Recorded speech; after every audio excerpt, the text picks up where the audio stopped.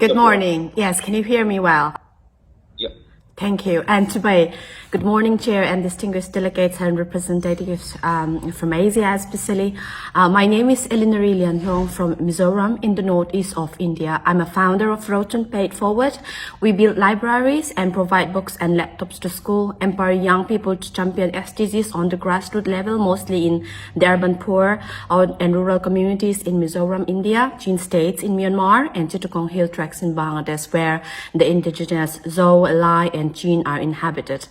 This area was once a tribe with their own chiefs and kingdoms, split into 3 countries now by the so-called divide and rule policy of British colonialism 200 years ago. Since the coup take over Myanmar in February 2021, our hearts and thoughts are with the people of Myanmar. Our library in Chin State was burned in November last year, along with hundreds of houses in town of Lianhlawng and Hakka. Our brothers and sisters, the Chin, had no choice but to flee their homes and or to be martyred. So, stuck in the middle of border between India and Myanmar, towns in Mizoram have hosted and embraced hundreds of Myanmar refugees since then. I went back to my hometown in Sangha from Oxford last year and to spend some time and understand what's happening.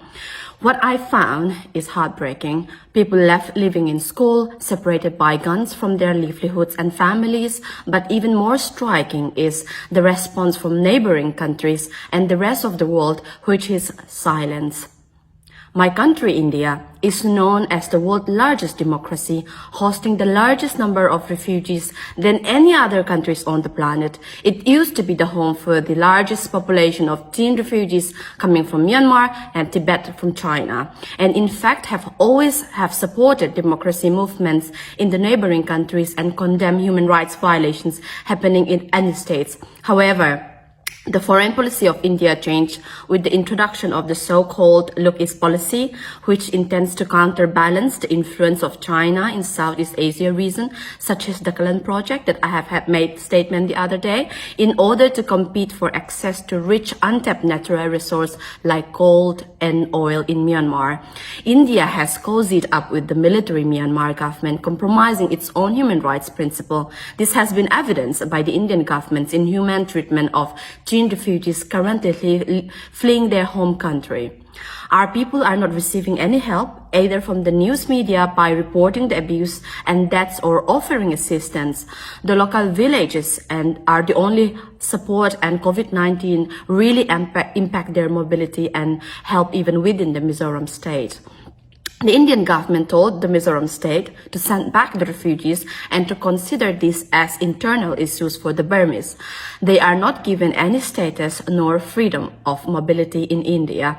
My local area, the state of Mizoram, and the indigenous in the states has said, no, we cannot send back our dear brothers and sisters to their burned house.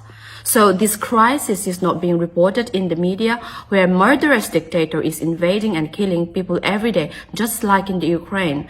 And I wonder why the response of countries such as the US, Europe, and even the UN serve to silence these issues, making the horrible history of Myanmar repeating itself over and over again. So therefore, my organization, zohchunh, we plead and back the representative, especially from India, China, and the US, to consider this matter, and could we, together with the foreign member from the UN, make regional dialogue and find ways to end this brutal killing and burning of villages. So I'd like to conclude my statement quoting Bob Dylan when he said, how many roads must a man walk down before they call him a man?